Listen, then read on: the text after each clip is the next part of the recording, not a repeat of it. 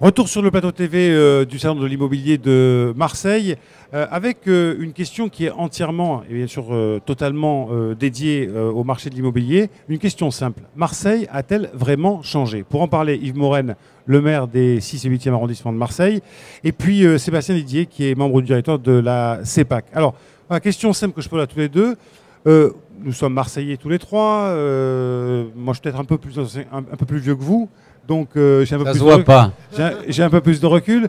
Bon, alors, on peut pas, personne ne peut dire que Marseille n'a pas changé. Marseille a formidablement évolué. J'aimerais qu'on essaie de comprendre comment tout ça s'est construit, peut-être à partir du projet Euroméditerranée. C'est ça le point de départ. Hein. Oui, vous avez raison, Georges. Il me semble que la première, enfin pour nous les Marseillais, la première fois où nous avons vu des groupes de touristes asiatiques, par exemple, avec des caméras ou des appareils photo en train de regarder et de prendre en photo nos façades, on a compris que quelque chose avait bougé. Et donc, par exemple, le fait qu'on était à 10 000 croisiéristes en 95 et qu'on est aux alentours d'1 million aujourd'hui, c'est évidemment un fantastique changement qui n'est pas simplement un changement dans le résultat, qui est un changement également dans l'économie marseillaise. Tout est parti du constat qu'on n'allait pas ici recréer les huileries, les tuileries, les savonneries qui avaient fait l'âge d'or de Marseille à la fin du 19e siècle ou au début du 20e siècle. Et que donc il fallait trouver de nouveaux moteurs du développement de cette ville. Et parmi les nouveaux moteurs du développement de cette ville, il y a d'abord le tourisme qui est le nouvel or noir de Marseille. Marseille doit devenir, mais est déjà presque un peu devenu la capitale de tous les tourismes. Le tourisme de séjour, le tourisme d'affaires, le tourisme de croisière, même le tourisme de santé, le tourisme de congrès, de salons. Et puis il y a eu la reconquête de quartiers entiers. Parmi ceux qui sont là, lequel d'entre nous, avant 1998-2000, était allé au-delà du J4 pour des raisons professionnelles ou ludiques? Aucun d'entre nous. Et nous avons reconquis des quartiers entiers entre l'hôtel de ville et la tour CMA-CGM et maintenant au-delà avec Euromed 2. Ce quartier-là, celui dans lequel nous sommes, dans le sud, a également formidablement changé. La reconfiguration du stade Vélodrome, la création d'un nouveau village autour avec des bureaux, des logements dans toutes les gammes, le centre commercial du stade Vélodrome, la nouvelle promenade ludique et sportive au bord de l'Yvonne. Tout ça, ce sont des changements qui ont été impulsé à force de volonté politique, évidemment, je suis obligé de le revendiquer, mais surtout également grâce à une vraie collaboration entre les élus et les forces économiques. La CEPAC, c'est pas parce qu'il est là, parce qu'il est bourré de défauts par ailleurs, mais en même temps, c'est vrai que la CEPAC a été un opérateur économique, un accompagnateur extrêmement important pour le développement du territoire. Et ce que nous avons réussi pour Marseille, qu'il faut poursuivre, amplifier, accélérer, il faut maintenant que nous le réussissions à l'échelle de la métropole, voilà, avec une priorité number one, que sont les transports. Et oui, qui est bien sûr le petit talon d'Achille, on va dire, de la métropole marseillaise. Didier Bertrand, le nouveau président de la FNAIM, nous a rejoint sur ce plateau. Bienvenue. Alors, du côté de la CEPAC, justement, qui a été louée par Yves Morenne, vous avez l'avantage de pouvoir faire un comparatif, finalement, avec d'autres villes, grandes villes de France, avec vos homologues caisses d'épargne. Que vous disent-ils et que voyez-vous dans les autres régions? C'est vrai que quand on est ici, on a toujours l'impression que les choses n'avancent pas suffisamment vite, alors que ça s'est quand même réellement transformé. Moi, je me souviens, je suis à Marseille depuis 6 ans maintenant. Quand je suis arrivé, pour rentrer sur le Vieux-Port, il y avait encore la passerelle en hauteur. On passait dans un environnement où c'était un chantier immense. Et aujourd'hui, on voit que Euromed 1 est en train de se finaliser et que dans 18 mois, 2 ans, on aura vraiment l'étendue sur Euromed 2 qui sera visible et palpable. Et ce qu'il y a de stupéfiant, c'est que moi, à chaque fois que je remonte sur Paris et que je vois mes collègues membres de directoire des autres caisses d'épargne et qui sont venus sur Marseille, ils me disent mais à quel point cette ville a changé. Marseille est attractive, on peut y faire beaucoup de choses. C'est une ville de tous les tourismes. On est capable de faire du tourisme culturel, du tourisme maritime. On a vraiment une chance énorme sur ce qui s'est passé et on l'a fait avec Fabrice Alimi, qui est le président du club immobilier. On a eu l'initiative de faire venir 2 clubs immobiliers de Nantes et de Strasbourg cette année. Et donc à chaque fois, c'est une délégation d'une trentaine d'acteurs de l'immobilier de ces 2 villes qui sont venus sur Marseille. Ils ont été stupéfaits de voir à quel point on était capable, sur certains projets à Marseille, de coordonner nos forces.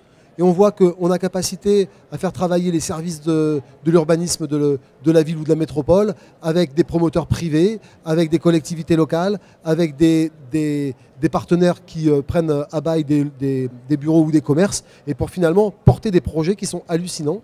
Parce que Marseille est vraiment en train de se transformer et on est en train de mettre la dernière touche à quelque chose qui sera à mon sens extraordinaire, parce que sur Euromède, il y a de tout, il y a du commerce, il y aura du cinéma, il y a du logement et il y a du bureau, et on est en train de faire sortir de terre un quartier qui est sur la mer et qui est remarquable, et c'est pour ça que je pense que l'immobilier à Marseille est une vraie opportunité, parce que partout ailleurs dans le monde, quand il y a des villes qui sont sur la mer et où on est capacité d'être autant en proximité pour travailler ou pour y vivre, eh ben, l'immobilier monte beaucoup parce que c'est attractif pour tout le monde. Yves Morel, Sébastien parlait de Nantes il y a quelques instants, vous avez une anecdote là-dessus.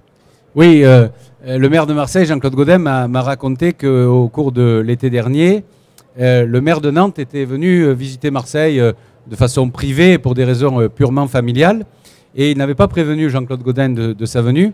Mais quand il est rentré chez lui à Nantes, là-bas, dans les frimas humides de la région de l'Ouest, de la Loire, voilà, il a appelé Jean-Claude Gaudin pour lui dire, écoute, Jean-Claude, je voulais te dire, je suis venu à Marseille, j'ai passé une semaine, et c'est impressionnant ce que cette ville a changé, ce que vous avez réussi, les formidables mutations de cette ville.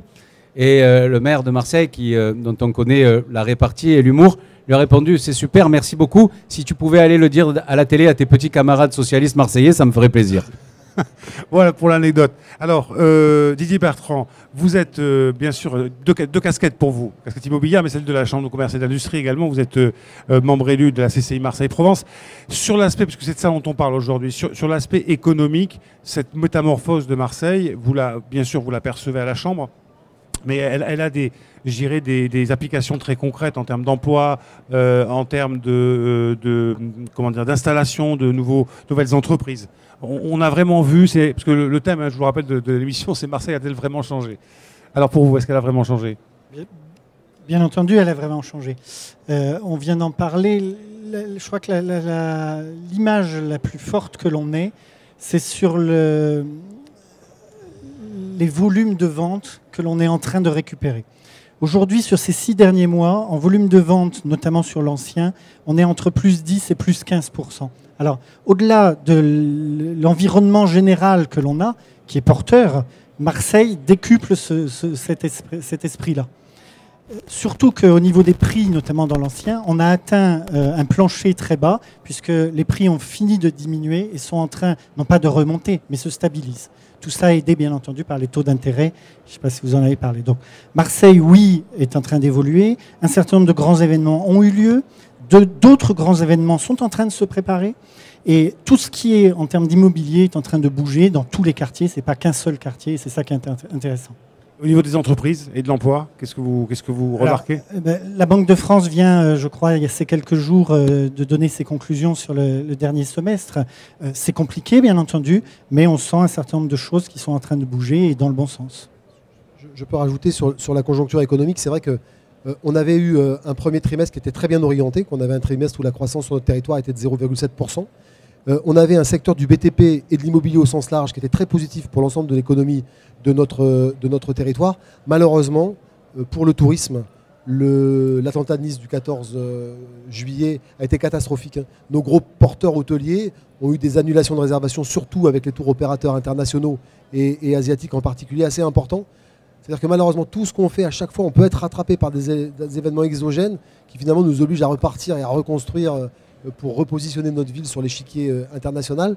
Mais on a quand même une économie qui se tient. Et moi, je suis très positif par rapport à ce que sera la dynamique économique au 4e trimestre et au 1er trimestre de l'année prochaine.